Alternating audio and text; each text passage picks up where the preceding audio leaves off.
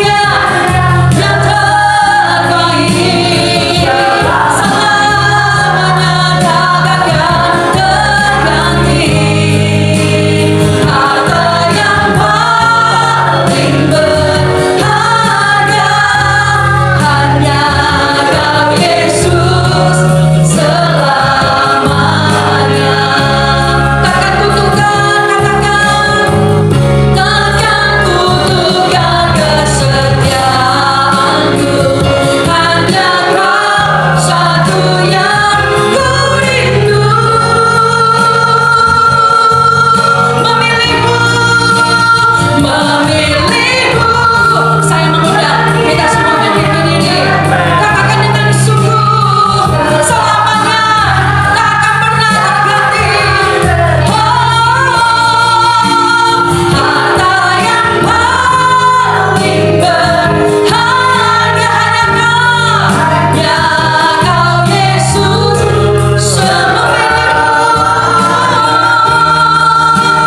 memilihmu.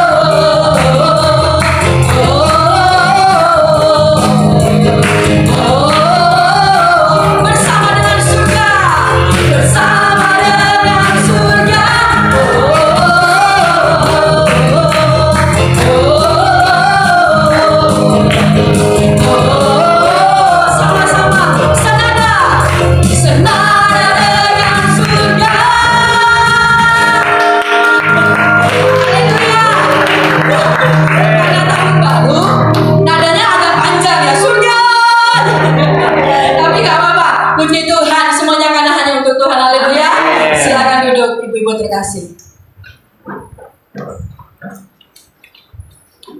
Selamat ibu-ibu dan bapak terkasih, pada pagi hari ini marilah kita mempersiapkan persembahan kita sebagai ungkapan syukur kita betapa baiknya Tuhan sepanjang tahun yang lalu, bahkan tahun ini kita percaya. Berbahagialah setiap orang yang selalu ada di pelataran Tuhan, karena Tuhanlah yang akan mengenyangkan kita dengan segala kebaikannya. Puji Tuhan. Mari kita satu di dalam doa. Terpujilah Engkau Bapa, Engkau sungguh amat baik Tuhan. Kami sungguh terkagum dan terpesona dengan perbuatan-Mu yang ajaib dalam hidup kami Tuhan.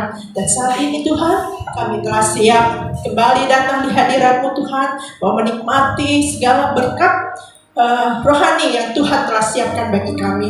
Dan saat ini kami sebagai ungkapan syukur kami atas pertolongan Tuhan, perlindungan Tuhan, pengasihan Tuhan, kami mau memberikan persembahan kami sebagai rasa syukur kami. Berkati Tuhan tangan-tangan yang akan siap memberikan, kiranya Kau memberkati lebih dan lebih lagi Tuhan, dan Tuhan terus mengenyangkan mereka dengan segala hal yang baik dalam hidup kami semua Tuhan. Dan pakailah Tuhan persembahan ini Tuhan untuk para pengurus dapat mengelola dengan baik Tuhan, agar pelayanan kami sungguh berkenan di hadapan-Mu hanya demi kemuliaan nama Tuhan saja.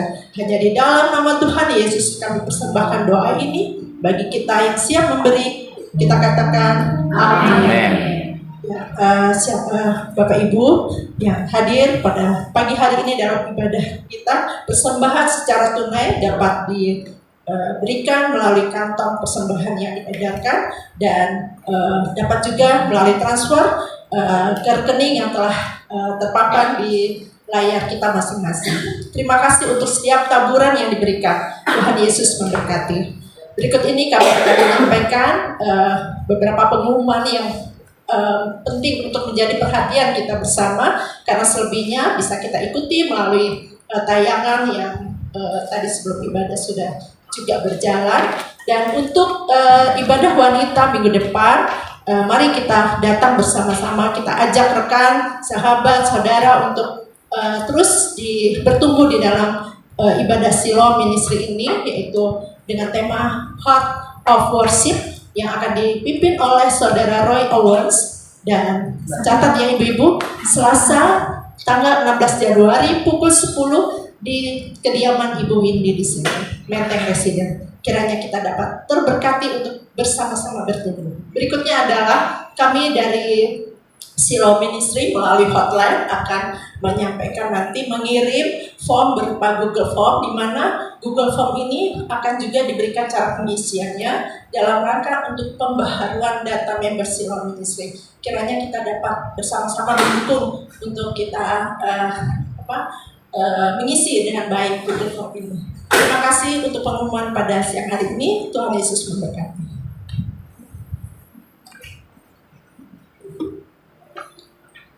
Mari Ibu mempersiapkan hati, kita berdoa.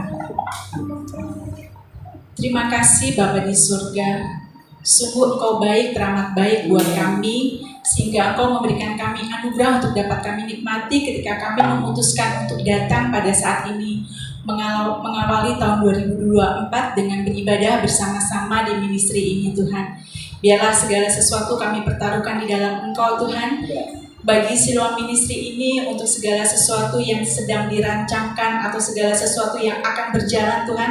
Mari Bapa, Engkau turut campur tangan, karena ini adalah kepunyaan-Mu. Engkau menilik hati kami masing-masing Tuhan.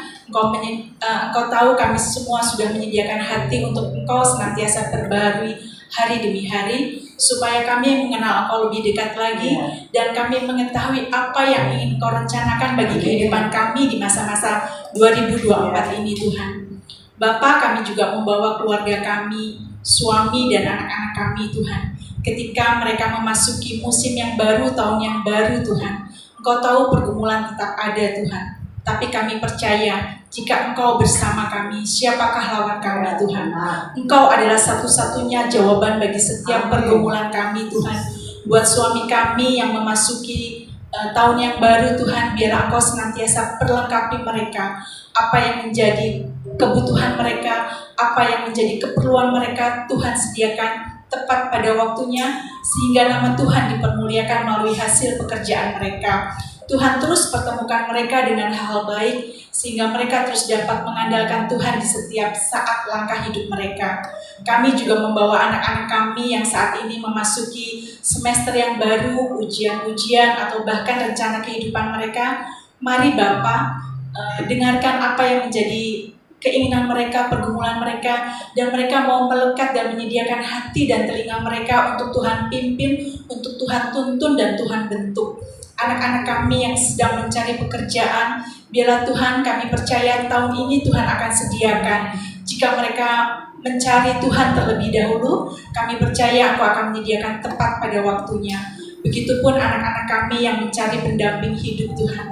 Kami percaya Tuhan juga akan pertemukan mereka dengan orang yang tepat, seiman dan seturut dengan kehendak Tuhan. Kami juga sebagai ibu, sebagai istri Tuhan, Engkau terus bentuk kami menjadi apa yang ingin Engkau lakukan bagi kehidupan kami. Terima kasih Bapa di surga, biarlah sepanjang ibadah ini dari awal pertengahan hingga akhir, Engkau bersama-sama dengan kami, dan kami menyediakan hati untuk Engkau isi sehingga segala sesuatu boleh berjalan seturut dengan kehendak. Terima kasih Bapa. Dalam nama Yesus kami sudah berdoa bersama, kita katakan amin. Kami siapkan hati kami Tuhan untuk mendengarkan tuntunan siang ini. Kami percaya ketika firman disampaikan, maka Roh Kudus-Mu juga akan berkarya luar biasa di tengah-tengah kami. Lakukan bagian-Mu ya Tuhan. Lakukan bagian-Mu. Haleluya.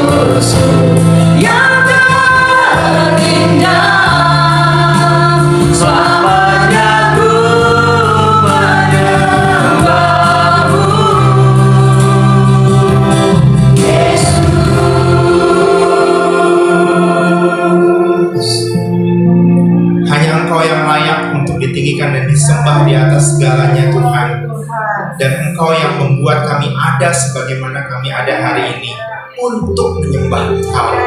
Engkau layak untuk ditinggikan Bapa. Engkau layak untuk dimuliakan sampai selama-lamanya. Tuhan, bawa kami untuk memandang kepada Engkau saja. Karena ketika kami memandang Engkau, kami akan melihat semua kebaikan Tuhan. Dan itu menjelaskan mengapa Engkau layak untuk disembah. Karena Engkau besar dan besar dan besar ya Tuhan. Terima kasih Bapa, terima kasih. Kalau siang hari ini kami datang ke rumah-Mu Bapa, bawa kami untuk mendengarkan suara-Mu. Karena suara-Mu penting bagi kami ya Bapa. Sebab suara-Mu akan mengarahkan kami ke jalan yang memang Kau kehendaki. sehingga kami melihat betapa besar dan mulianya Engkau ya Bapa.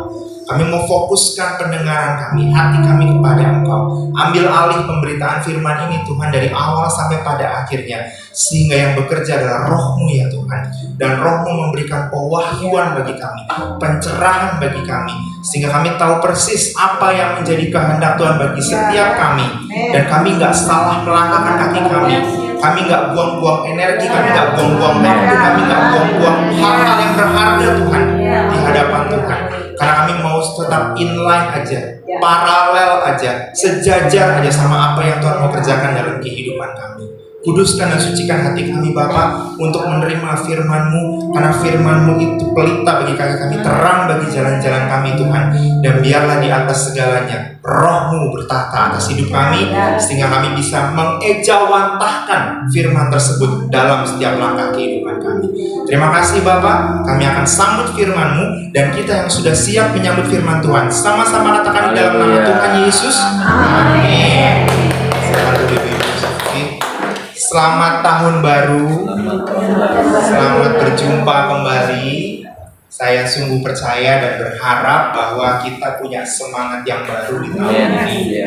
Kita sudah melihat bagaimana Tuhan berkarya di tahun 2023. Sekarang waktunya kita menantikan dan menjalani apa yang Tuhan mau kerjakan dalam kehidupan kita di tahun 2024.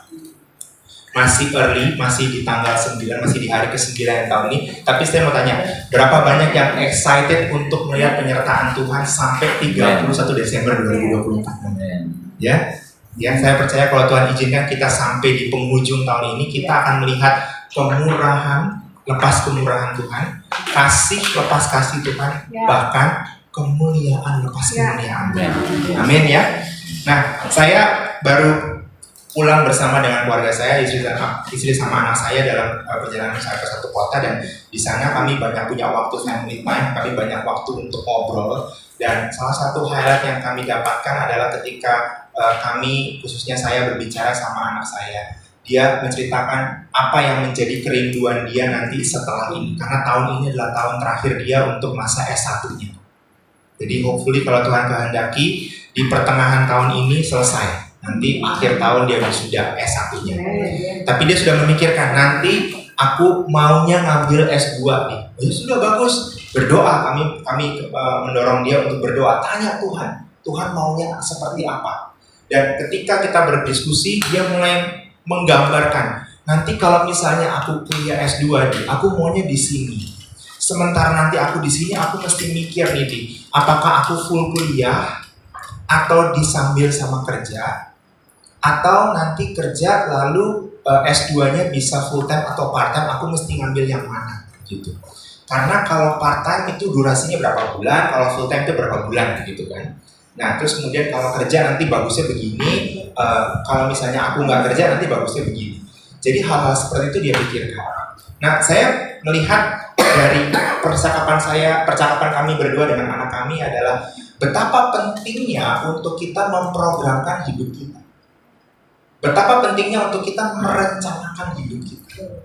Ya, saya mungkin orang yang lebih sering berkata bahwa kalau misalnya Pastor Marta tanya, nanti besok mau ngapain lihat besok aja. Itu biasanya saya begitu. Tapi mulai kesini saya mulai melihat bahwa memang penting untuk merencanakan. Perencanaan penting, tapi hidupilah perjalanan kehidupan ini hari demi hari. Gitu. Nah, anak kami ini sudah memprediksikan ke depannya itu kira-kira mau gimana. Dia mulai membayangkan, mulai menggambarkan, dan mulai merencanakan nanti setelah ini gimana, setelah ini gimana, setelah ini gimana, setelah ini gimana. Itu. Ya nggak usah yang jauh-jauh lah. Kemarin itu ketika sudah saya bicarakan kuliah, maka kita lagi mau makan siang. Belum masuk restoran untuk makan siang, dia nanya sama ibunya gitu, Mam, nanti makan malam kemana? Makan siang aja belum, dia udah mikir makan malam kemana. Tapi lihat, betapa orang ingin memikirkan ke depannya seperti apa. Ke depannya seperti apa. Nah, banyak institusi yang mengawali perjalanan tahun ini itu dengan meeting tahunan. Biasanya meeting tahunan ada di akhir, ada di awal. Kalau di akhir evaluasi, sekaligus mempersiapkan, meeting awal tahun koordinasi. Nanti ini ya, Kuarter 1 begini targetnya, kuarter 2 begini, kuarter 3 begini, kuarter 4 begini. Udah dirancang seperti itu.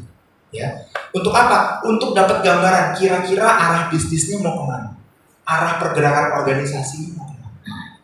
Itu penting. Organisasi aja begitu, Bu. Saya mau tanya, anak-anak kan kira-kira penting nggak buat seperti itu? Ya kan? Kadang-kadang kita bilang nanti mengalir aja, Pak. Tergantung Tuhan bawa kemana. Betul, Bu. Ya. Tapi kalau mengalir kemana, saya takutnya seperti air, Bu. Nanti ke laut aja kalau air itu nggak mengalir gitu. Ya kan? Nah, perlu untuk kita melihat bagaimana gambaran yang Tuhan kehendaki dalam kehidupan kita. Karena kalau Tuhan saja menciptakan Adam dan Hawa seturut gambar dan rupa Tuhan, itu nggak berhenti sampai di situ, Bu. Ketika diciptakan serupa dan segambar, ih bagus banget, keren banget ini, serupa dan segambar. Udah titik sampai situ. Enggak, ada proyeksinya, kan betul kan? Kita sudah sering membahas hal ini, bahwa manusia diciptakan serupa dan segambar untuk anak cucu, penuhilah bumi, taklukkanlah itu semua dan kelola. Saya udah pernah, kami berdua sudah pernah membahas hal ini. Ada tujuannya. Nah, hidup kita harusnya punya gambaran tujuannya mau kemana. Ya, tujuannya mau kemana. Maka penting untuk kita sebagai anak-anak Tuhan, lihat proyeksi Tuhan untuk aku tahun ini seperti apa. Karena pasti aku ada di tanggal 1 Januari 2024 ada maksud. Kalau Tuhan izinkan aku sampai nanti 31 Desember 2024 pasti ada maksud. Nah, yang perlu kita tanyakan adalah maksudnya apa Tuhan? Aku di tanggal 1 Januari 2024 ini ada. Begitu. Ya. Jadi penting banget untuk kita tahu gambaran ke depannya kita mesti gimana. Atau pendek kata adalah kita mesti tahu visi tahun 2024 itu seperti apa. Nah, ini penting untuk diketahui di awal tahun. Kadang-kadang udah telat. Wah, saya baru tahu visi Tuhan saya di tahun 2024 bulan November. Udah tinggal sebulan lagi. Ya kan? Penting banget untuk kita tahu gambaran yang Tuhan kehendaki untuk kita di tahun ini seperti apa. Itu sebabnya kami melandasi di bulan ini adalah bagaimana kita punya landasan yang tepat untuk kita bisa melangkah di tahun ini sesuai dengan visi dan kehendak yang Tuhan kehendaki untuk kita semua. Berapa banyak yang mau efektif dan efisien tahun ini untuk hidup kita? Ya, kalau kita mau efektif dan efisien, kita mesti tahu tujuannya. Tuhan, tahun ini aku mesti kemana? Ya, tahun ini mesti kemana? Bahkan kalau kami berdua reflect gitu ya, tahun ini Siloam itu sudah memasuki tahun kelima mau ke-6. Ini bukan lagi udah balita, udah mau persiapan, mau TK, mau SD gitu kalau anak-anak gitu kan. Berarti semakin ada pendewasaan, harus semakin matang kita dalam Tuhan. Begitu. Nah, bagaimana cara kita melatih kematangan kita? Dengan tahu tujuan Tuhan apa dan saya mesti ke sana. Gitu. Jadi kita nggak buang-buang energi, nggak buang-buang waktu. Penting untuk kita. Nah, untuk itu kita perlu tahu dulu apa yang esensial yang mesti kita dapatkan sebelum kita melangkah. Oh, tahu tujuannya mau ke sana. Betul, kita mesti tahu ke sana. Tapi ada beberapa hal yang esensial untuk kita perhatikan sebagai anak-anak Tuhan. Nah, bulan ini, sepanjang bulan ini kita akan bicarakan mengenai landasan atau fondasi. Fondasinya apa? Orang ini kalau lihat rumah Mbak Windy ya, ini bagus banget kan ya. Berapa tingkat nih? 1, 2 tingkat ya gitu kan. Ini kalau bangun kan nggak mungkin langsung bangun begini tuh. Ada landasannya. Nah, kita mau lihat landasannya seperti apa. Pengertian landasan itu sendiri seperti apa. Ya. Nah, menarik untuk kita lihat bahwa ketika Alkitab menggambarkan mengenai sebuah perencanaan atau perjalanan, itu digambarkan salah satunya adalah dengan ilustrasi pembangunan. Pembangunan. Ya, pembangunan. Nah, untuk membangun ini ada beberapa step. Ini kan rumah ini jadi begini kan nggak mungkin tiba-tiba bangun sekian lama jadi seperti ini, bukan? Ya kan? Pasti ada step-stepnya. Pertama kali mesti gimana nanti siapa kontraktornya, siapa nanti pembangun ininya nanti deh, baru laksanakan. Ya kan? Urus IMB dulu apa segala macam baru berdiri. Nah, prosesnya seperti itu. Ada tahap-tahap pembangunan sebelum rumah ini berdiri. Sebelum kita masuki tanggal 31 Desember 2024, ini nanti mesti bangun gimana Pak? Yuk kita mulai dari yang paling basic, fondasi. Ya, Fondasi dulu. Saya akan menjelaskan bagaimana kita bisa mengerti fondasi yang bisa mengarahkan kita ke nanti mau ke sana itu, kita mau ke sana. Ya. Nah, kita akan melihat satu bagian pembacaan firman, bagaimana kita akan melihat dasar dari segala sesuatu sebelum kita melihat visi ke depan itu bisa tercapai. Ya. Kita buka dulu 1 Korintus 3 ayat 10 sampai 13. Nah, ya, saya bikin supaya cepat, nanti catat aja ya supaya bisa direnungkan di rumah. Saya baca satu persatu ya Bu ya. Ayat yang ke-10 dulu. 1 Korintus 3 ayat 10 sampai 13. Ayat 10 dulu. Sesuai dengan kasih karunia Allah yang dianugerahkan kepadaku, di sini Paulus ya. Paulus. Aku sebagai seorang ahli bangunan yang cakap telah meletakkan dasar dan orang lain membangun terus di atasnya. Tetapi tiap-tiap orang harus memperhatikan bagaimana ia harus membangun di atasnya. Saya ketika baca ini baru tahu ternyata ada predikat lain Paulus selain dia yang pertama itu dari Saulus bertobat, kemudian dia menjadi orang yang dipercayakan untuk memberitakan Injil kepada orang-orang non-believer ya, kepada mereka. Dan kemudian Paulus itu saya tahu sebagai businessman.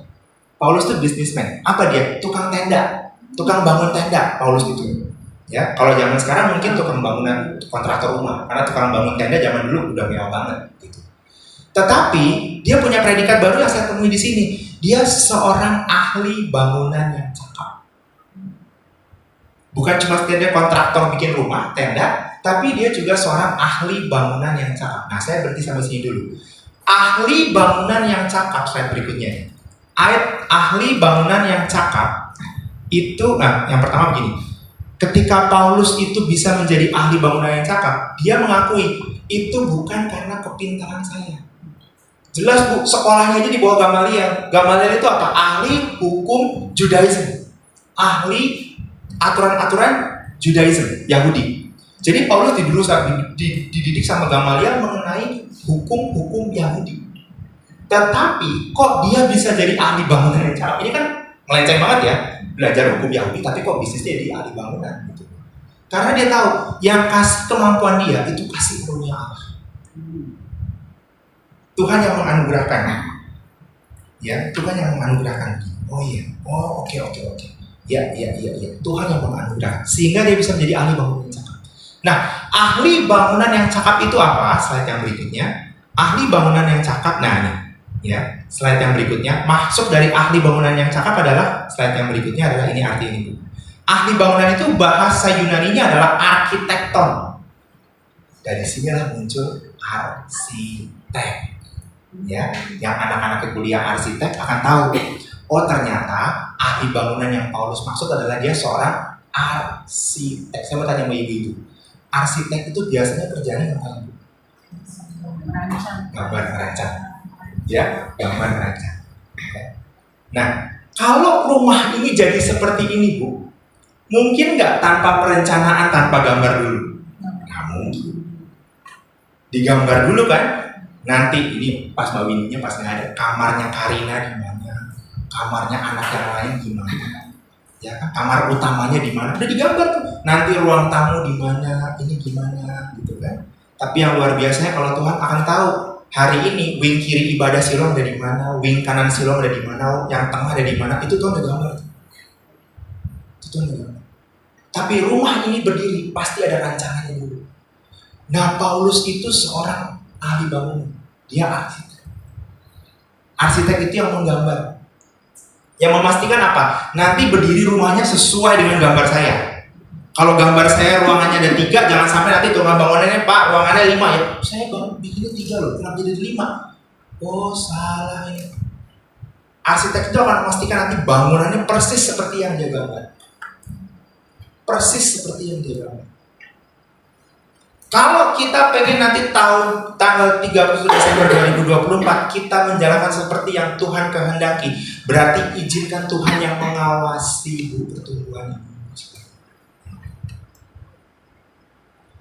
Secara korporat, kita punya tema tahun ini. Nanti biar Bu Marta yang menjelaskan. Pastor Marta yang menjelaskan. Kita punya tema tahun ini. Ya, secara gambaran besarnya adalah ini adalah tahun kemuliaan bagi kita. kita akan melihat kemuliaan itu dinyatakan lepas kemuliaan, lepas kemuliaan, lepas kemuliaan. Gimana nyampenya Pak? Minta Tuhan yang awasi. Kalau kita bertumbuh sama Siloam, biar nanti Siloam juga yang mengatakan, mesti kesini, mesti kesini. Karena Siloam perpanjangan tangan Tuhan supaya apa? Semua member yang terhisap di dalamnya sampai ke tujuan. Kita melihat kemuliaan, lepas kemuliaan, lepas kemuliaan. Berapa banyak yang melihat kemuliaan Tuhan tahu.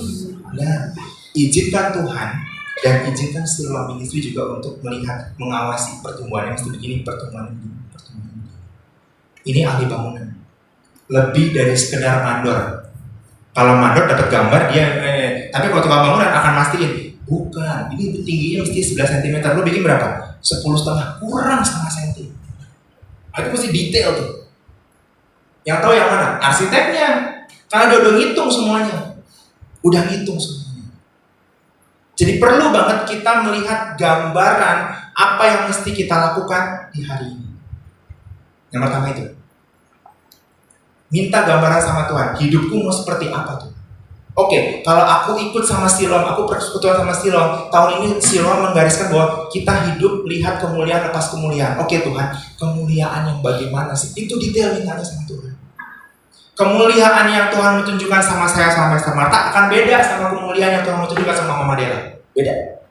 Sama kemuliaan yang Tuhan menunjukkan buat Dina. Beda banget. Tapi minta sama Tuhan, ini mau kemana Tuhan? Arahnya kemana? Ya. Arsitek. Nah kemudian ketika Paulus bilang bahwa ini ahli bangunan yang cakap, dia telah meletakkan dasar. Bu, jangan salah pengertian dulu ya. Ini dasarnya bukan fondasi. Dasarnya itu gambarnya. Dasarnya gambarnya. Karena ini patokannya nih. Membangun patokannya gambar gua ya. Jangan gambarnya Aldo, gambarnya Paulus. Kalau membangun rumah, Paulus yang bikin, Paulus yang desain, tapi gambarnya Aldo, bukan jalan. Nah, Paulus udah meletakkan dasarnya nih. Kok bisa lalu gimana Pak? Ini kasih karunia Tuhan, kasih karunia Allah. Kalau sudah meletakkan dasarnya, berarti Tuhan kasih hikmat. Bu, saya mau katakan bukan mau sombong atau gimana. Kami berdua benar-benar berjalan menurut tuntunan Tuhan. Kami nggak mau sembarangan. Kami dapat sesuatu, kami konfirmasi ulang, kami konfirmasi sampai kami yakin this is what the Lord wants us to do. Nah, kalau kami menggariskan tahun ini adalah tahun penuh kemuliaan, kami bisa bertanggungjawabkan Tuhan maunya seperti itu. Dan kami menggambarkan ini supaya Siloam tahun 2024 bertumbuhnya ke arah ini. Kami meletakkan dasar gambarnya. Tapi fondasi yang sesungguhnya, Bu, fondasi yang sesungguhnya adalah seperti ini nanti ya. Fondasi yang sesungguhnya. Nah, ketika kita meletakkan dasar, maka slide yang berikutnya.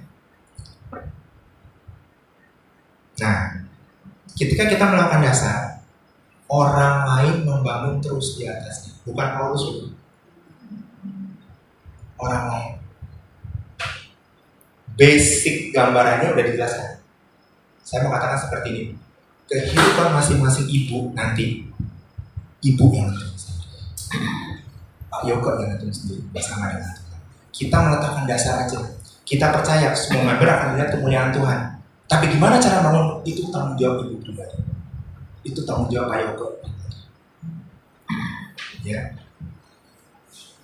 Maka dari itu Paulus bilang, tetapi tiap-tiap orang harus memperhatikan bagaimana ia membangun di atas. Makanya kalau kita bangun, kita mesti lihat, oh, mesti gimana saya bangunnya ya? Yes, kemuliaan, tapi kemuliaan yang bagaimana yang saya melihat? Berarti bangunnya mesti benar-benar. Ya, dasarnya ini rancang banget, temelios, tema. Jadi tema hidup saya bulan tahun ini itu apa? Kalau tema hidup saya tahun ini lihat kemuliaan Tuhan, oke, saya akan melihat kemuliaan Tuhan atas kemuliaan. Tapi saya mesti hati-hati Bang, supaya saya bisa lihat benar-benar kemuliaan Tuhan yang bagaimana yang akan saya lihat. Ya, akan saya lihat. Nah, kemudian seperti ini Bu. Slide yang berikutnya boleh? Nah, ya. Fondasi yang paling utama dalam kehidupan kita Bu, sebagai orang percaya adalah ini. Ayat 11, karena tidak ada seorang pun yang dapat meletakkan dasar lain daripada dasar yang diletakkan, yaitu Yesus Kristus. Paulus sendiri bilang, bukan aku dasarnya, aku hanya kasih gambaran kehidupan. Tapi dasar kehidupan kita masing-masing harusnya apa? Yesus. Artinya semuanya muaranya harus ke Yesus, fokusnya harus ke Yesus. Setiap apapun yang kita lakukan harus bermuara kepada apakah ini yang Tuhan kehendaki. Ini Tuhan berkenan gak? Ini sesuai dengan rancangan Tuhan gak bagi kehidupanku? Maksudnya seperti itu, Bu. Dasar kita, setiap tindakan kita itu dasarnya iman kepada Kristus Yesus. Tuhan mau nggak saya lakukan ini? Tuhan mau nggak saya melakukan hal ini? Tuhan mau nggak saya mendapatkan hal itu? Itu berkenan nggak sama Tuhan? Itu loh. Itu berkenan nggak sama Tuhan? Iya kemuliaan, tapi kemuliaan dengan cara seperti ini gimana? Ini berkenan nggak sama Tuhan? Oh ternyata enggak. Ternyata enggak. Cara ini salah. Ya, perlu memperhatikan. Ya. Ayat yang berikutnya. Step yang berikutnya. Oke. Bisa ke next yang berikutnya. Ayat yang ke-12. Ya. Oke, baik lagi. Ya. Baik lagi ke yang berikutnya nih. Ya. 11 ya. Saya nggak sampai ke 13 ya. Oke. Nah, kalau ibu-ibu bisa lihat, bisa tampilkan ini nggak yang ayat yang ke-13. Ayat yang ke-13. Karena penting banget untuk kita mengerti hal ini. Sebab nanti begini, kalau kita tahu gambarannya seperti apa, dasarnya Yesus, dan kita perlu membangun sendiri hidup kita, yang nanti ujungnya seperti ini. Ayat 13 kalau boleh tampilkan.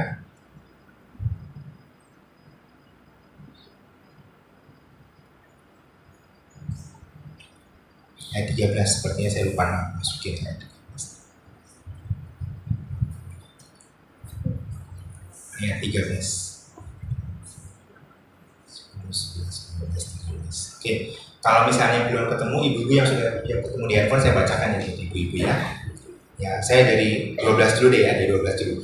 Entahkah orang membangun di atas dasarnya dengan emas, perak, batu permata, kayu, rumput kering atau jerami, sekali kelak pekerjaan masing-masing orang akan nampak. Apa yang kita bangun itu akan nampak loh, Bu.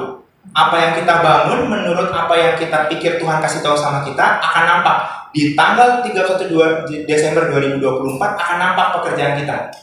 Sebab ayat yang ke-13, karena hari Tuhan akan menyatakannya, sebab ia akan nampak dengan api dan bagaimana pekerjaan masing-masing orang diuji. Setiap pekerjaan kita akan diuji, ya. Nah, ibu-ibu lihat tadi, orang membangun di atasnya bisa dengan emas, bisa dengan perak, bisa dengan permata, bisa dengan kayu, bisa dengan rumput kering atau jerami, bisa. Tapi waktu yang akan menguji, ini pekerjaan ini akan sampai ke tujuannya atau enggak. Karena begini, Bu. Karena begini, kemarin saya juga share sama Pastor Marta, hikmatnya seperti ini. Kalau nanti kita membangun di atas bahan-bahan yang solid, ketika diuji, bahan itu akan bertahan. Emas itu kalau dibakar, akan ada di situ. Ya, perak juga begitu, solid, dia akan solid di situ. Digoncang-goncang kayak apa? Kemarin di Jepang tuh digoncang-goncang kayak apa? Saya lihat apa namanya jalan layangnya, Bu. Itu nggak rontok loh.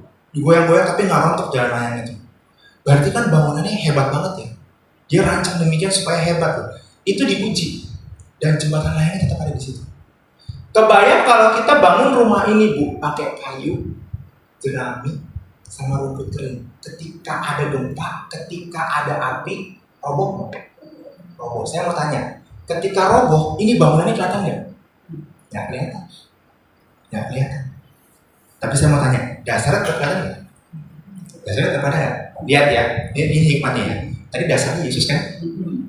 Kalau misalnya saya bangun sama dasar yang sama bangunan yang asal-asalan, orang akan tahu. Orang akan tahu itu atau orang percaya. Tapi nggak titik, ada komanya. Kok hidupnya kayak begitu ya? Karena saya membangun apa? Di atas kayu, di atas rumput jerami. Kasarnya seperti ini, mohon maaf. Saya bangun proyek saya kemuliaan demi kemuliaan. Oke, kemuliaan demi kemuliaan. Yang saya lakukan apa? Supaya orang melihat Tuhan dimuliakan dalam kehidupan saya. Saya bohongin orang. Saya korupsi. Saya cari uang dengan kehendak saya sendiri. Waktu akan membuktikan. Orang-orang yang mungkin membangun kekayaan dengan cara yang nggak benar, mungkin someday akan di-expose. Misalnya, nggak amit-amit lah ya, ketangkep sama pihak yang berwenang. Kita pada nggak mau kan? Orang ngeliat kok begitu ya, padahal kaya loh, duitnya miliaran loh, tapi kok ternyata dia korupsi ya. Tapi saya mau tanya, orang tetap tahu dia orang percaya nggak? Tetap tahu. Yesus ini nggak pernah hilang, Bu. Cuma kitanya hancur berantakan. Hancur berantakan kitanya. Tapi kalau kita bangun di atas pilar-pilar yang bagus, pilar-pilar yang kuat, emas, perak, permata, digoncang kayak apapun, bangunnya tetap ada. Gila lu, udah diguncang gempa 12 skala Richter, tetap berdiri lo bangunannya begitu. Kok bisa ya? Bangunannya oke. Bangunannya oke. Mungkin nanti di bulan Februari udah ada goncangan, Maret udah ada goncangan, tapi di akhir tahun 2024 orang bisa lihat, ih Bapak ya, hebat tuh iman, tetap bertahan. Itu kok bisa ya? Bangunnya benar. Bangunnya benar. Itu sebabnya kita perlu konsen sama hal yang satu ini, Bu. Gimana supaya bikin bangunan hidup kita itu keren, bangunan hidup kita itu kokoh, bangunan hidup kita itu nggak melenceng dari apa yang udah digambarkan Paulus tadi. Nah, saya mulai masuk kepada hal ini, ya. Bagaimana kita perlu punya yang namanya visi, karena visi itu akan menentukan bagaimana kita membangun hidup kita. Ya, kita akan membangun hidup kita. Mari kita buka dulu pengertian visi. Amsal 19 ayat 18. Amsal 29 ayat 18. Sorry. Amsal 29 ayat 18. Nah ini. Ya. Saya bacakan langsung ya supaya kita. Bila tidak ada wahyu, menjadi liarlah rakyat. Saya berarti sampai sini dulu ya. Jika tidak ada wahyu, menjadi liarlah rakyat. Nah, wahyu ini pengertian visi sebenarnya. Karena wahyu itu yang membukakan Tuhan. Bukan tahu ujuk-ujuk dapat ketika baca buku, wah ini hidup saya akan gini kan. Wahyu itu Tuhan yang buka. Visi. Nah, makna wahyu sendiri atau visi sendiri itu apa? Boleh dibukain slide yang berikutnya. Wahyu itu, nah ini saya bacakan bahasa Inggrisnya ya Bu ya. Wahyu itu adalah accept divine guidance, tuntunan ilahi. Itu visi, tuntunan ilahi. Kalau nanti Tuhan inginkan kita di tahun 2024 hidup kita melihat kemuliaan lepas kemuliaan, itu tuntunan ilahinya tuh. Tuntunan ilahinya harus sampai ke situ, ya, harus sampai ke situ, ya. Nah, kemudian yang berikutnya, bagaimana kita bisa melihat dengan, ya, oke, bentar ya Bu ya. Ini gini ya. Kita tahu udah paham visinya ya. Kalau visi itu Tuhan kasih wahyu, tuntunan ilahi. Nah, untuk sampai ke situ bagaimana Pak? Ini dia. Ibu lihat dua barang ini. Yang ini apa? Ganda. Untuk apa? Masak nasi. Yang ini? Untuk apa? Masak nasi juga. Sama-sama masak nasi kan? Iya kan? Tapi ini saya mau katakan seperti ini.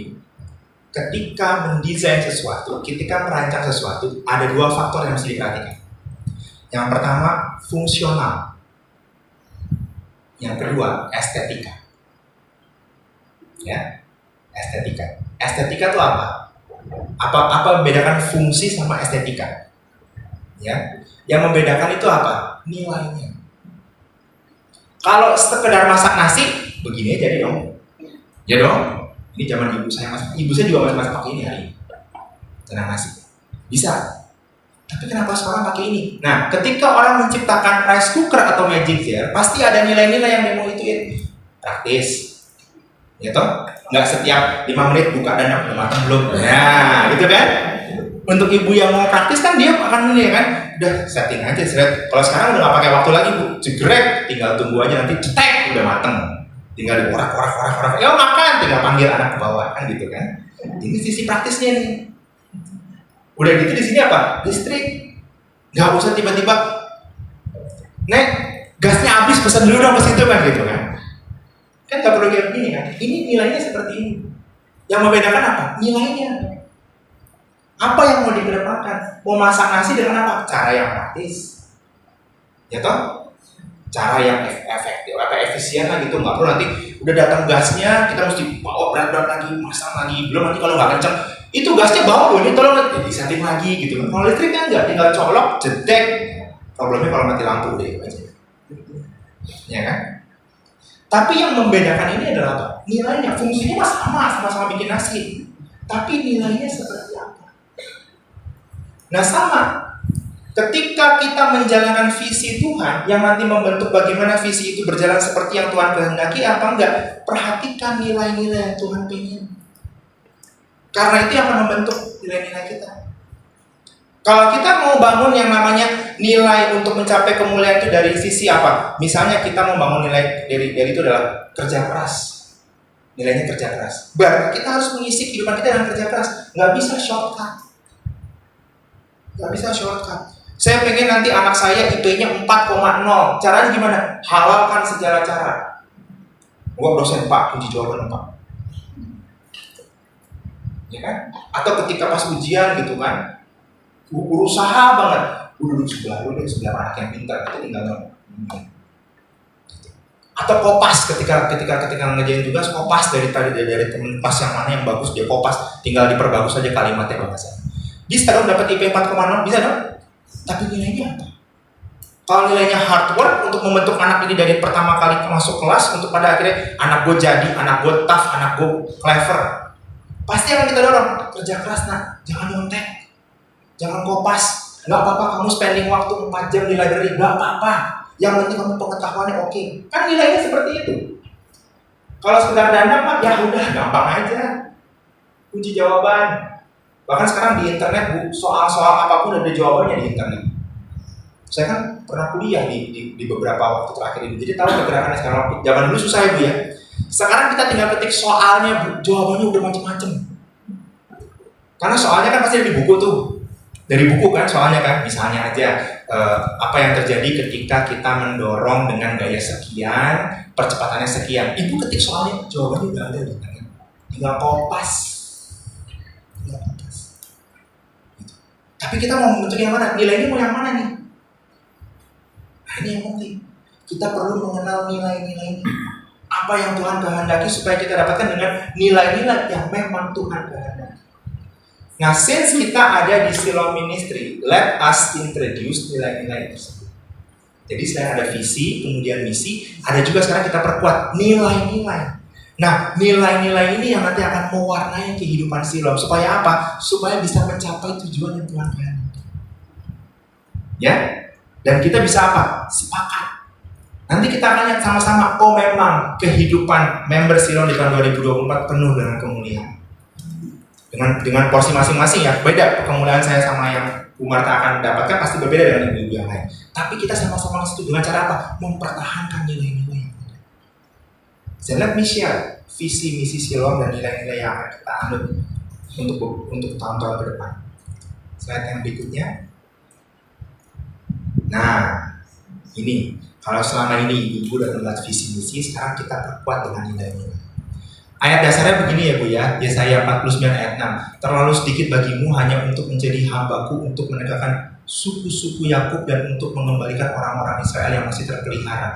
Tetapi aku akan membuat kau menjadi terang bagi bangsa-bangsa supaya keselamatan daripada aku sampai ke ujung bumi. Ini dengan ayat dasar ini Bu, Siloam berdiri. Maka kita lihat kalau nanti akan ada member-member di Siloam yang kemudian terjun ke masyarakat. Itu akan menjadi apa? Terang. Bukan cuma bagi sekitar Bu, visi kita bagi bangsa-bangsa. Luas ya? Bagi bangsa-bangsa loh. Siapa yang pengen jadi berkat bagi bangsa-bangsa? Bukan cuma RT RW loh tingkatnya. Ini bangsa-bangsa loh. Bukan cuma RT RW loh. Bangsa-bangsa loh. Siapa mau kan? Mau kan? Kalau bangsa-bangsa berarti pergi luar negeri kan? Itu pasti dicari ya kan? Luar negeri kan? Tapi bukan jalan-jalan loh. Jadi berkat bagi orang-orang di sana. Ya? Jadi berkat loh. Visinya mempersiapkan umat menjadi terang dan saksinya di segala bangsa. Nih, apa yang saya dan Pastor Marta sampaikan dan kami berusaha untuk inline dengan setiap pembicara yang datang ke Siloam Ministry supaya membentuk member di Siloam untuk menjadi umat Tuhan yang menjadi terang dan saksinya. Jadi kalau duduk di sini hari ini Bu, ingat, aku nanti akan jadi terang dan saksi Tuhan. Bukan cuma di tingkat RW, RT, bukan cuma di Menres doang. Bangsa-bangsa. Pak, aku udah tua. Gak ada yang mustahil sama Tuhan. Di bangsa-bangsa Tuhan akan ambil. Tuhan akan menjadikan dia terang. Bangsa-bangsa. Misinya bagaimana caranya Pak supaya kita bisa diterang? Nih, memulihkan, berarti kehidupan diperbaharui. Ya, kehidupan yang tadinya belum serah sama firman Tuhan, kita alainin dulu. Karena yang penting dasarnya dulu, ketemu nggak dasar Kristus tadi itu? Jangan sampai dasarnya cuma pengen-pengen kita doang. Enggak, dasarnya Kristus, iman Kristus itu benar apa enggak? Dipulihkan dulu. Setelah dipulihkan, oke, menjadikan Tuhan Yesus sebagai Tuhan dan Juru Selamat, diperlengkapi. Cara gimana? Nih, hari Selasa diperlengkapi, pengetahuan baru. Nanti kalau emang ada event-event lain, kita perlengkapi. Dalam kehidupan yang lain gimana Pak? Kehidupan secara bersama juga diperlengkapi. Hari Kamis itu ada tuh, ya, SDC for Women. Itu ngapain? Itu mengejawantahkan firman yang kita dengar. Gimana cara aplikasinya? Kadang-kadang di sini kita cuma tahu teorinya doang kan. Aplikasinya gimana? Hari Kamis Bu, ibu-ibu akan dengar kesaksian. Saya kemarin tuh begini-begini. Oh nyata ya firman yang minggu lalu disampaikan sama Pak Anto ya. Bisa melakukan ya. Kalau dia bisa, aku juga bisa. Nah itu loh Bu, diperlengkapi dengan pengajaran firman Tuhan dan karya Roh Kudus melalui ibadah umum.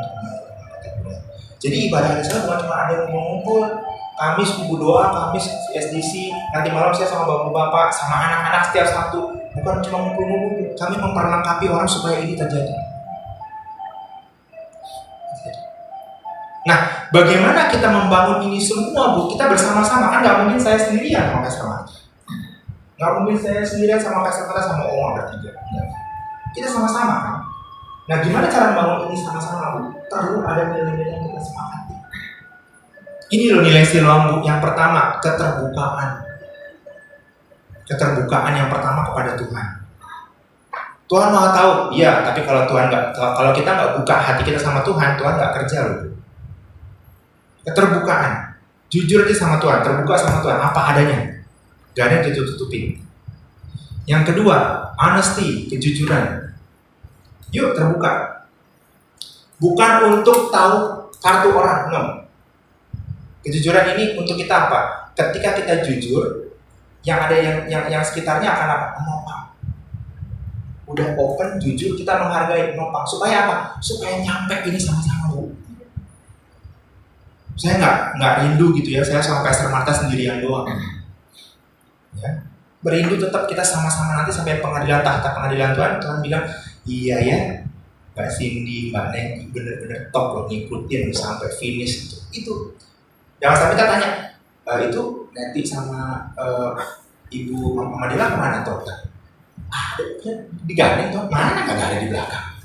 Nggak pengen begitu, pengennya bareng-bareng. Makanya nilai-nilai akan kita terapkan, openness, honesty. Dan yang berikutnya apa? Caring, kepedulian. Itu sebabnya Bu, warna di Siloam Ministry nanti akan banyak kepada kehidupan berkomunitas. Dengan komunitas kita belajar untuk terbuka.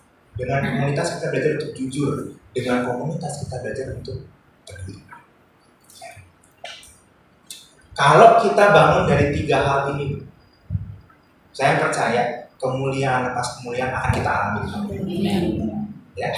Bahkan lebih lagi nanti kalau memang 2 tahun, 3 tahun ke depan tiba-tiba Bu Virgi, Pastor Marta doain, kenapa? Aku mau pergi kemana Bu? Aku dapat undangan ke Maladewa. Wih bagus Bu. Mau jalan-jalan Bu? Enggak, ada saudara situ, saya perlu layani. Jadi terang.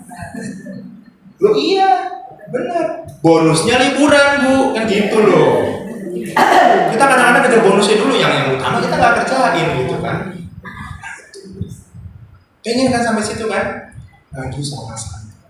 Ini loh wadahnya udah, ya. Terus dijelaskan untuk kita bukan cuma dandang, speaker, ada nilai-nilai, dan itu luar biasa. Sampai sini bisa apa? Siapa yang percaya Allah kita dahsyat? Haleluya. Amin. Yang telah banyak mengalami kebaikan Tuhan. Amin. Amin. Ya, kita tahu bahwa Tuhan itu tidak pernah berdusta dulu, sekarang, sampai selama-lamanya.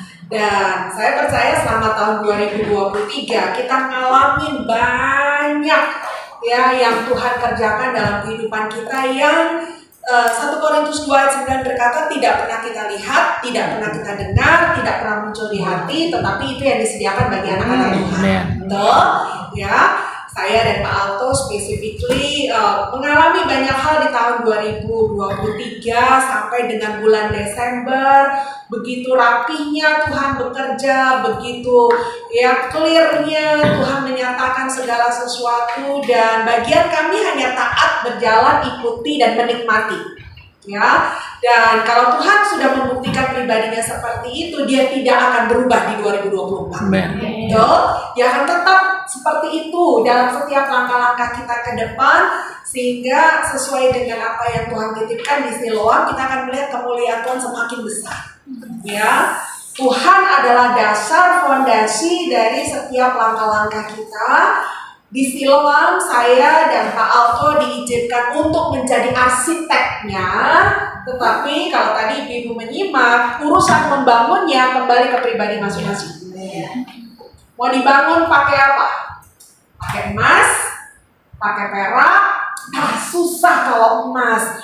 Susah, mahal, repot. Kita mau yang gampang-gampang aja. Silakan. Kembali ke pribadi masing-masing. Aku mau pakai kayu aja, dapatnya cepat, harganya murah, nggak susah ngebentuknya. Silakan. Oh, aku mau yang lebih sederhana lagi, Pastor Marta. Saya mau pakai jerami aja. Silakan. Itu keputusan masing-masing. Saya atau para pemimpin rohani ibu-ibu dimanapun ibu-ibu berada tidak akan bisa mengintervensi bagaimana cara ibu-ibu untuk membangun rohani masing-masing.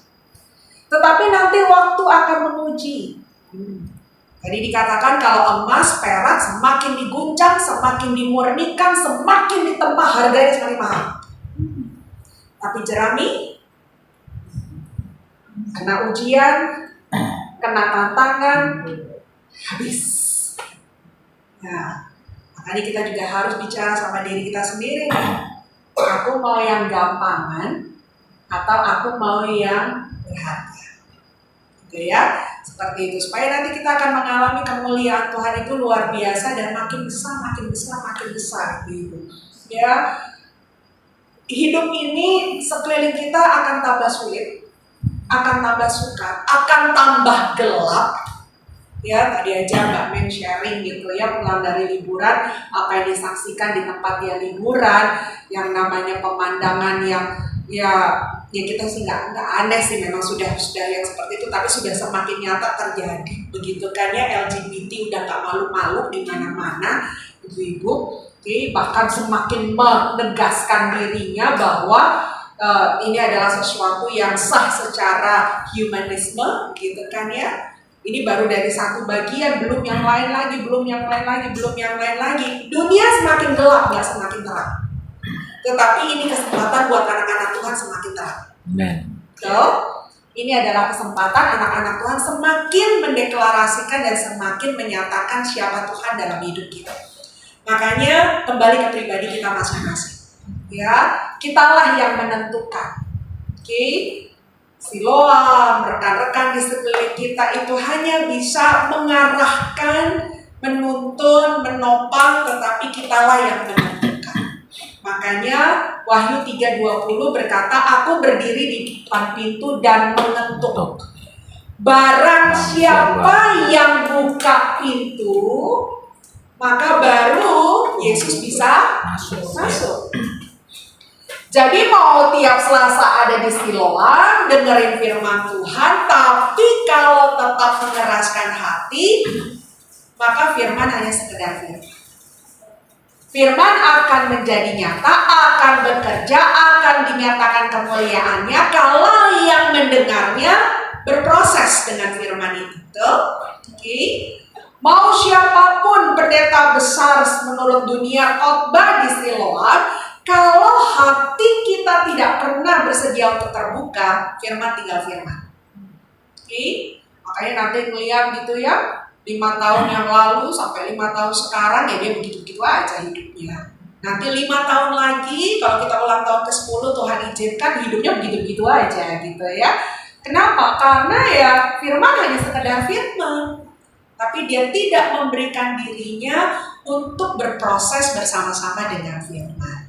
Yang tadi Pak Alto juga sudah sampaikan, jangan sampai nanti ada di antara kita yang ketinggalan. Oke, kita rindu untuk sama-sama berkemenangan sampai titik akhir.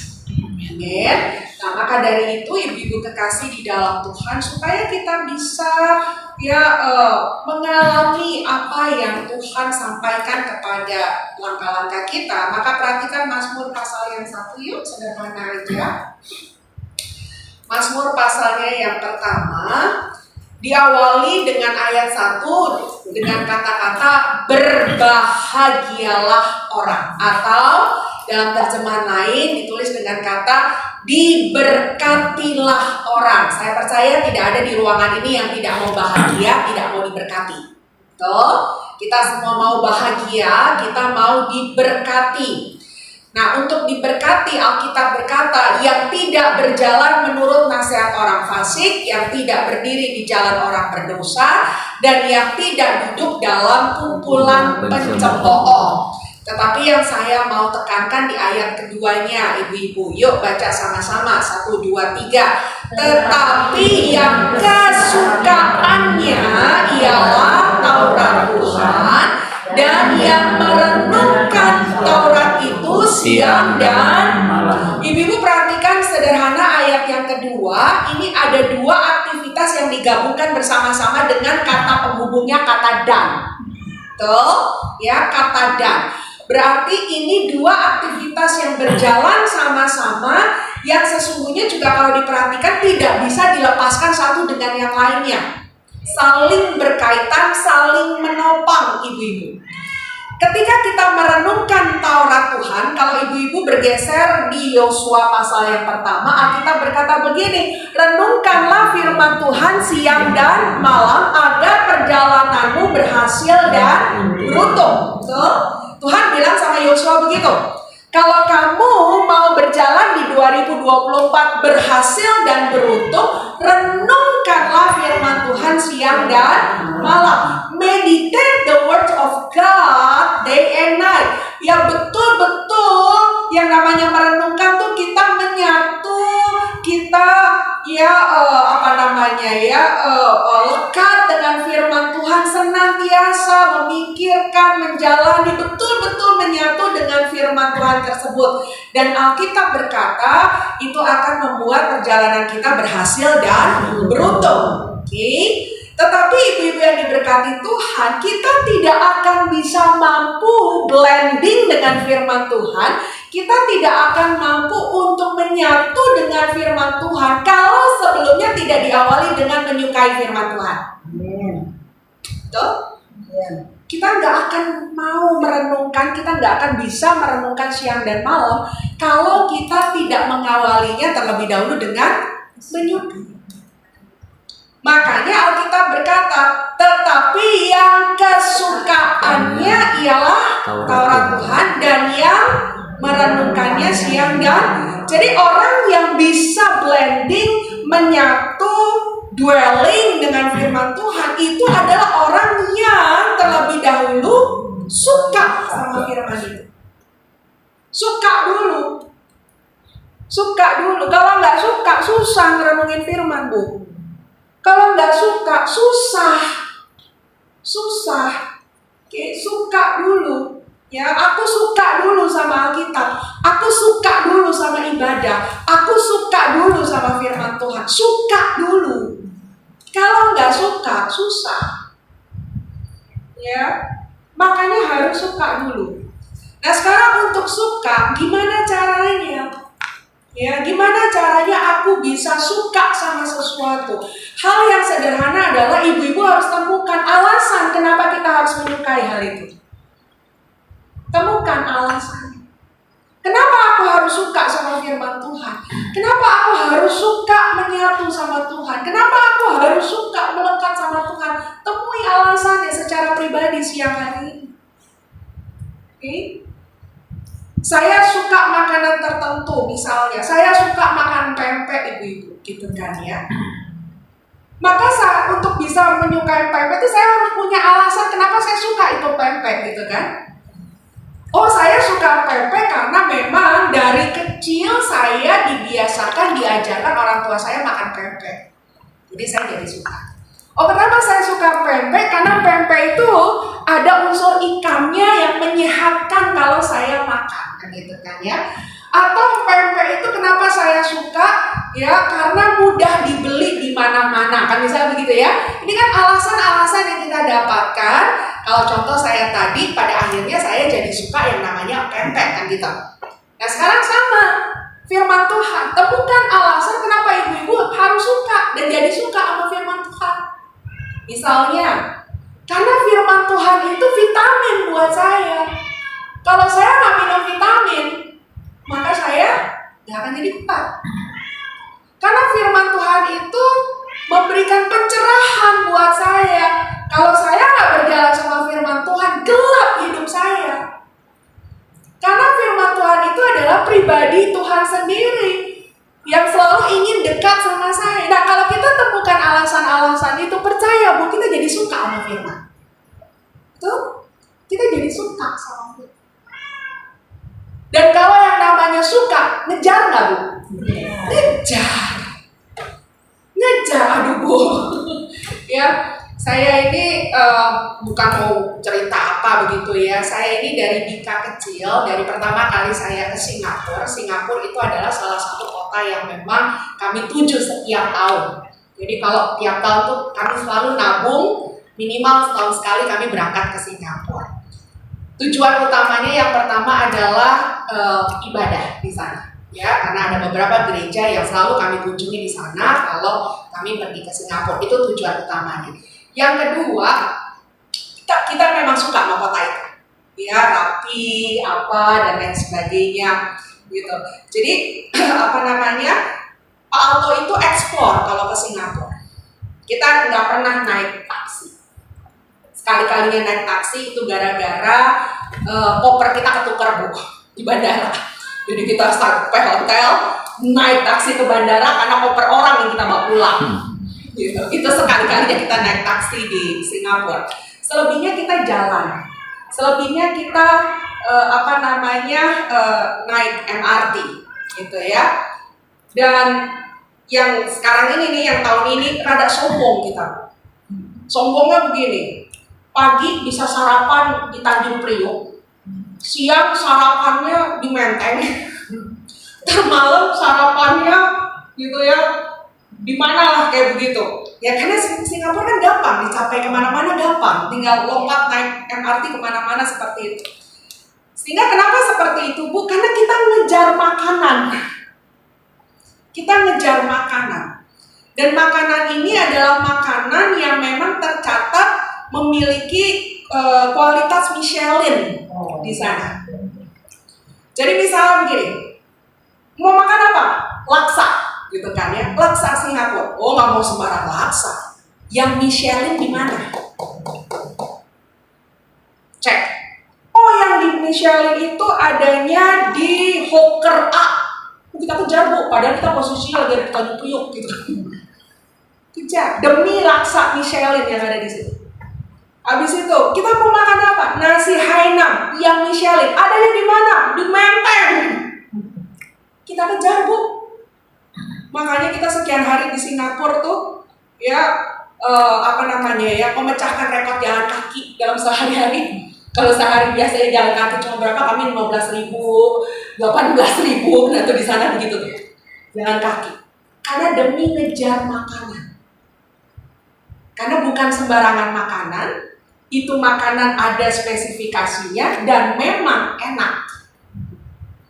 Ya, memang enak. Saya beberapa kali makan laksa di Singapura. Kemarin baru dibawa sama Pak Alto sama Dika yang Michelin punya. Emang beda Bu. Laksa biasa, saya pernah makan laksa biasa di Singapura. Ketika ketemu laksa Michelin, emang beda rasanya. Jadi ngejar nggak?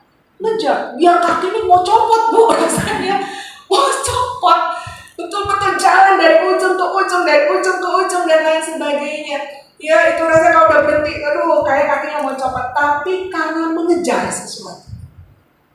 Ya hujan panas Singapura itu weathernya lagi mengerikan sekali.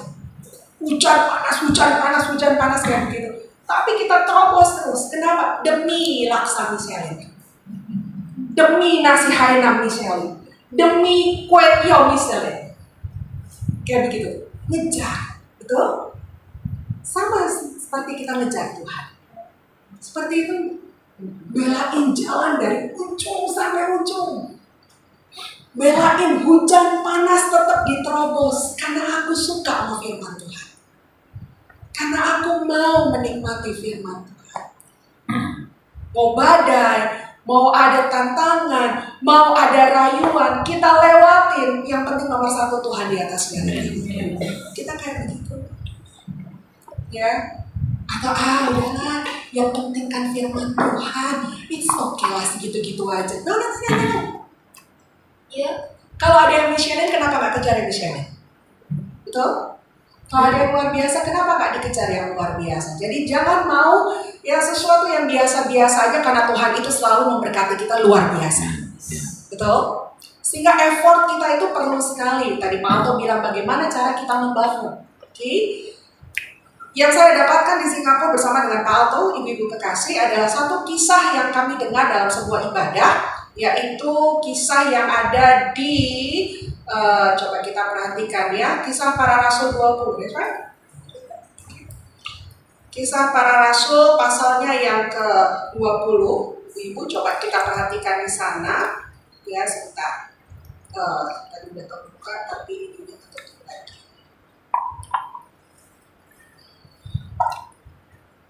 Kisah Para Rasul pasal yang ke-20, ayatnya yang ke-9. Ya, Kisah Para Rasul 20 ayatnya ke-9 dikatakan begini. Seorang muda bernama Eutikus duduk di mana? Di jendela. Bukan duduk di jendela, ini di pinggir jendela ya, bahasa Indonesia ya. Atau mungkin dia memang duduk di jendela, saya juga nggak tahu. Mungkin ya jendela-jendela di rumah itu mungkin seperti itu. Tapi yang jelas adalah dia duduk di area jendela. Karena Paulus amat lama berbicara, orang muda itu tidak dapat menahan kantuknya. Lalu apa yang terjadi? Akhirnya ia tertidur lelap dan jatuh dari tingkat ketiga ke bawah, bukan sekedar patah, Bu. Mati. Ya. Kena kutuk apa itu orang lagi dengan firman mati? Kadang-kadang kita menghakiminya begitu, betul? Kok bisa sih di gereja mati? Kok bisa sih gitu kan ya? Lagi dengar firman mati, Bu. Kita juga jangan-jangan mati di gereja. Kita jangan-jangan mati di persekutuan. Bukan mati secara fisik, mati secara rohani. Kenapa? Ngantuk. Imanmu ngantuk. Kenapa iman kita ngantuk? Lihat posisinya Eutikus di mana? Dekat jendela. Coba kita bayangkan. Amin, sepoi-sepoi. Apalagi kalau duduk di dekat jendela berarti kondisinya bisa lihat keluar. Bisa lihat keluar. Lihat keluar, lihat Pasar Marta. Dia keluar, kayak ada tukang jualan tuh lewat. Lihat lagi ke Pasar Marta. Temen gue tuh udah dateng tuh. Tadi dulu ya, lagi ibadah. Lihat lagi ke dalam. Kalau model kayak begitu berarti apa? Nggak fokus. Terdistraksi. Distraction. Oke? Bu, tantangan salah satu yang besar buat kita adalah distraksi. Yang akhirnya bikin kita ngantuk. Nggak fokus, jatuh, terus mati. Ya, saya tidak mengecilkan yang online. Online itu menolong kalau memang sangat diperlukan untuk menolong. Tetapi hati-hati dengan online. Betul? Karena distraksinya jauh lebih hebat daripada onsite. Ya, Pak ya? Oke. Ya, nanti lagi ada ibadah, tiba-tiba kecoa lewat.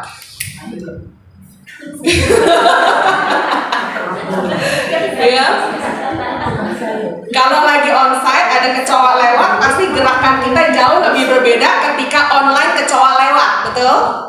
Karena kalau online nggak ada yang lihat, kita bisa lebih leluasa ngurusin tuh kecoa. Tapi kalau lagi onsite ada kecoa, kita akan seminimal mungkin bergerak sama tuh kecoa, betul?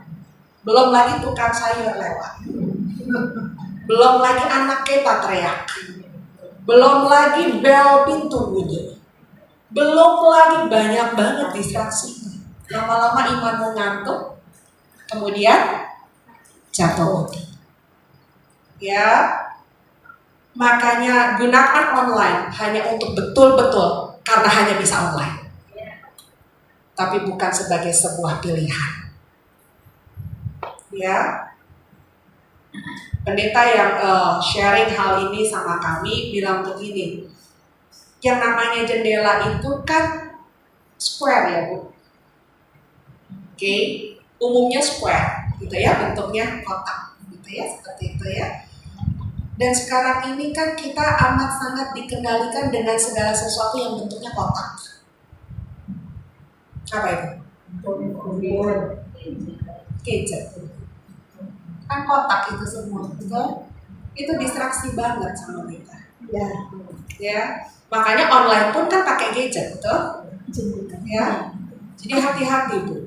Ya, ini yang bisa bikin roh kita akhirnya mati. Padahal dia lagi dengar firman loh. Padahal dia ada di ruangan ibadah loh, betul? Tapi karena distraksi. Ya onsite bukan berarti tidak ada tantangan distraksi, ada. Oke, tapi saya percaya online jauh lebih besar. Jauh lebih berat, ya. Makanya mari ibu-ibu kalau betul-betul tidak ada halangan yang spesifik, onsite itu menjadi pilihan utama.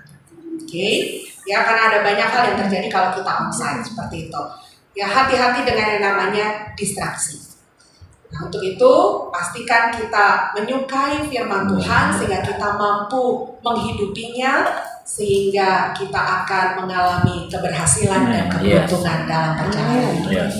Setuju? Bilang sama kiri kanan, harus suka sama Tuhan. Ya, harus suka sama Tuhan. Yuk bangkit berdiri di dalam Tuhan. Amin. Ku membawa hatiku ingat Engkau di hidupku, Yesus, Kau terindah. Selamanya ku menyembahmu. Lagi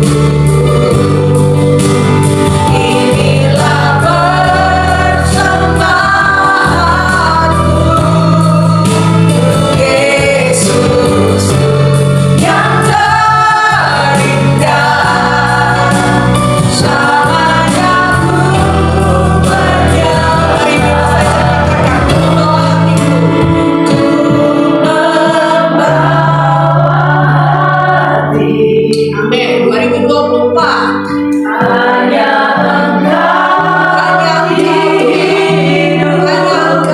Tuhan Yesus. Haleluya.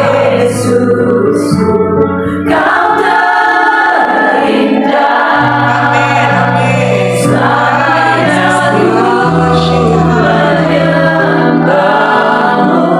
Kami mau bawa hidup kami. Hanya bagi Engkau.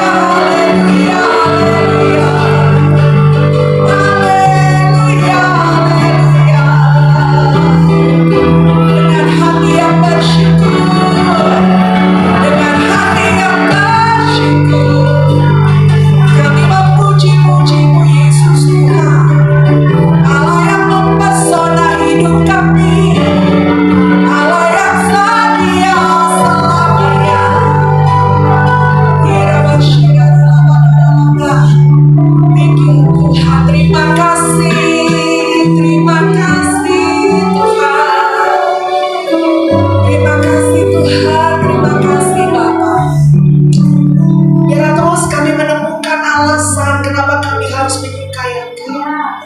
Biar kami terus ditenggelamkan dengan pengertian-pengertian kenapa kami harus menyukai Engkau. Dan biarlah kami menjadi orang-orang yang betul-betul menyukai Engkau di dalam kehidupan kami, Bapa, sehingga tidak akan sulit bagi kami untuk bermeditasi di dalam Kristus. Tidak sulit bagi kami untuk berdiam di dalam Engkau. Tidak sulit bagi kami untuk taat dan setia dengan apa yang Kau kehendaki. Sehingga perjalanan kami akan berhasil dan beruntung senantiasa. Terima kasih Tuhan, terima kasih. Kami tolak setiap distraksi. Kami tolak setiap kemalasan. Kami tolak setiap hal-hal yang meremehkan, menggampangkan ya Tuhan. Tapi biarlah Roh Kudus berikan kami kekuatan untuk mengejar Engkau senantiasa. Terima kasih Tuhan. Terima kasih Roh Kudus. Tahun ini adalah tahun kemuliaan. Dan biarlah apa yang sudah kami dengar, Engkau terus akan. Haleluya, amin. Terima kasih Tuhan, terima kasih Tuhan, terima kasih, terima kasih, terima kasih, terima kasih, terima kasih Bapa, terima kasih Roh Kudus, haleluya, terima kasih. Hanya Engkau pribadi yang mengenal hatiku, tiada yang tersembunyi bagimu. Seluruh isi hatiku Kau tahu dan bawaku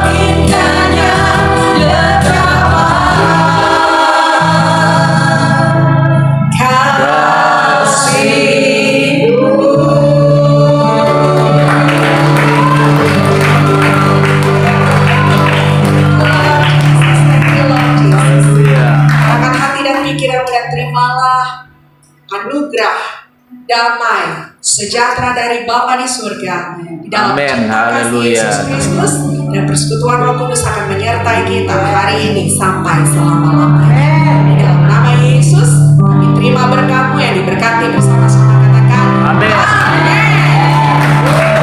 kasih semuanya. Selalu lagi di tangan kanan, di tangan kirinya kekayaan dan kehormatan. Saya mau undang Lama-lama. sekali lagi, umur panjang untuk pastor kita. Haleluya. Umur panjang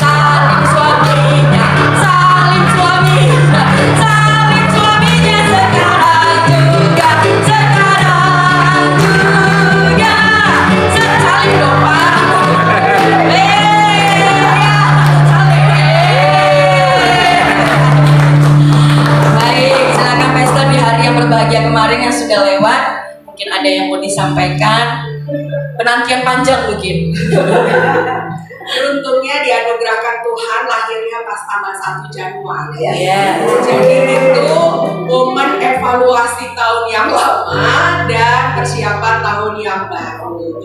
Kalau mau bicara tentang Tuhan, saya banyak share sama ibu-ibu bahwa Tuhan yang saya sembah dan kita sembah itu real, nyata. Sejauh apa yang kita minta itu in line sama hatinya, nggak mungkin ditolak sama Tuhan. Ya, saya ngobrol begitu ya, kita mau istirahat nih 1 tahun, kita mau libur kemana dan lain sebagainya. Saya cuma bilang, Tuhan, saya udah lama gak ke Singapura, saya sudah lama tidak dengar firman di sana, tetapi saya tahu biayanya tidak murah, biayanya tidak sedikit, ya, dan dengan kekuatan kami pastinya juga nggak mampu begitu, apalagi saya mau bawa Dika, karena kebetulan Dika sepanjang kami bolak-balik ke Singapura belum pernah ke gereja sama-sama dengan kami di tempat itu. Jadi saya cuma berdoa dan saya bilang sama Pak Alto, kalau memang ini dari Tuhan, pasti nanti Tuhan yang siapin. Dan betul Bu, semuanya Tuhan yang siapin. Ya, sampai dananya, semuanya Tuhan yang siapin dan lain sebagainya.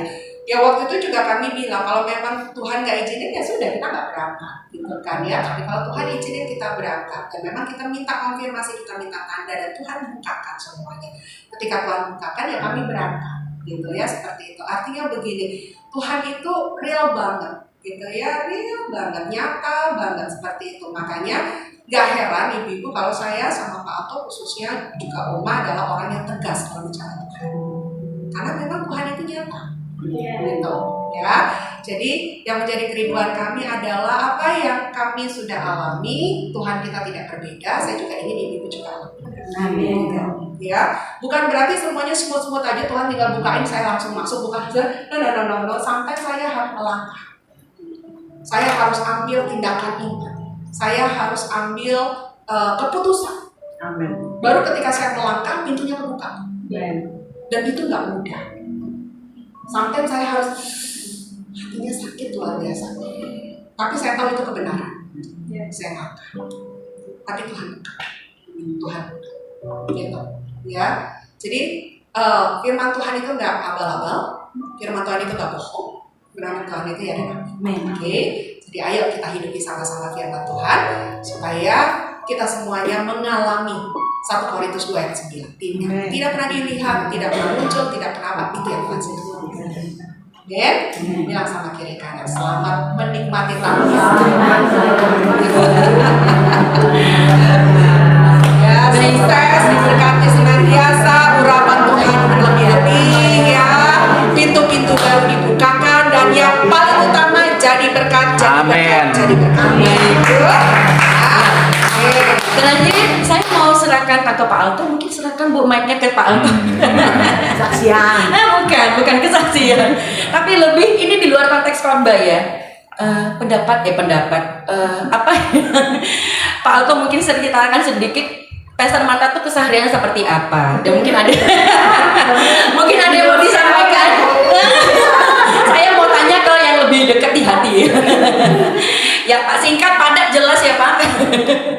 Ya, seperti apa yang tadi disaksikan? Oh, ya, mungkin duduk dulu ya teman-teman semua ya.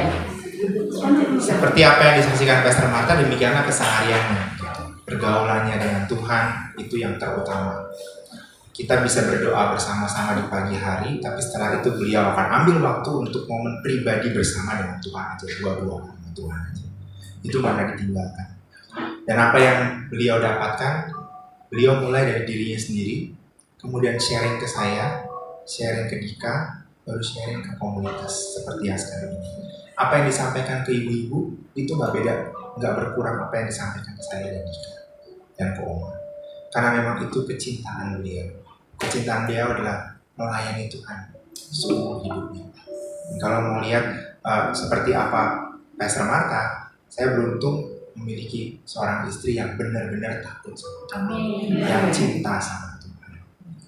Dan yang luar biasanya adalah saya benar-benar menyaksikan kehidupan dia. Tuhan buka jalan buat dia. Tuhan menggenapi apa yang dijanjikan dalam kehidupan dia. Dan semua adalah murni anugerah Tuhan. Part Pastor Marta dan juga part saya adalah melakukan apa yang Tuhan gariskan. Itu warna kehidupan kami. Dan saya bersyukur punya pasangan hidup seperti itu. Itu aja sih. Mewakili kita semua, Mbak Eti, saya minta untuk berdoa bagi pasangan. Satu kehormatan loh, Mbak. Mari kita hati dalam doa kita memberkati bersama. Ya Tuhan Allah Bapa yang sungguh amat baik, Tuhan kami mengucap syukur Tuhan bahwa pada hari ini Tuhan kami boleh bersama-sama Tuhan bersukacita. Kami walau telah berlalu Tuhan, tapi kami percaya Tuhan penyertaan-Mu sempurna di dalam kekasih kami Tuhan, pastor kami, pastor Marta Tuhan, yang Engkau telah tempatkan di tengah-tengah kami Tuhan. Kami mengucap syukur Tuhan, oleh karena kejadian-Mu sungguh ajaib Bapa dalam hidupnya Bapa. Terima kasih untuk pertambahan usia yang Engkau perkenankan baginya Tuhan. Dia boleh melihat kasih dan kemurahan Tuhan, boleh menyaksikan mukjizat-mukjizat-Mu yang ajaib Tuhan, di dalam pelayanannya, di dalam kehidupannya hari lepas hari Tuhan. Engkau tak pernah meninggalkannya. Terima kasih untuk kesaksian hidup yang sungguh membangkitkan iman bagi kami Tuhan. Kami boleh memiliki pastor yang dapat terus menolong kami Tuhan untuk berjalan hari lepas hari dengan mengandalkan Tuhan, mencari Tuhan dan setia terus berjalan di dalam perjalanan kehendak-Mu Tuhan. Bapa, kiranya Tuhan di usia yang semakin bertambah Tuhan, berkat-Mu bertambah-tambah di dalam hidup Pastor Marta Bapa. Segala penyediaan-Mu yang ajaib terjadi Bapa. Biarlah Engkau tinggikan dia Bapa pada waktunya Tuhan. Di dalam pelayanannya Tuhan, Engkau buka terus Bapa. Engkau kirim dia Tuhan untuk memberikan pengajaran firman Tuhan yang benar Bapa bagi setiap pelayanan yang Tuhan buka baginya Tuhan. Biarlah banyak jiwa Tuhan boleh Tuhan taruh di dalam tangannya Tuhan. Di masa sukar ini Tuhan, biarlah dia terus mengejar Tuhan, menyatakan kebenaran firman-Mu Tuhan, sehingga banyak orang yang bertobat dan menjadi percaya kepada Tuhan Yesus Juru Selamat dunia. Bapa juga memberkati kehidupan hari-harinya Tuhan sebagai istri Tuhan. Topang beliau Tuhan untuk mendampingi Pak Ato Tuhan, agar dia terus menjadi istri yang menyenangkan hati-Mu Tuhan dan menjadi berkat di dalam keluarganya Bapa.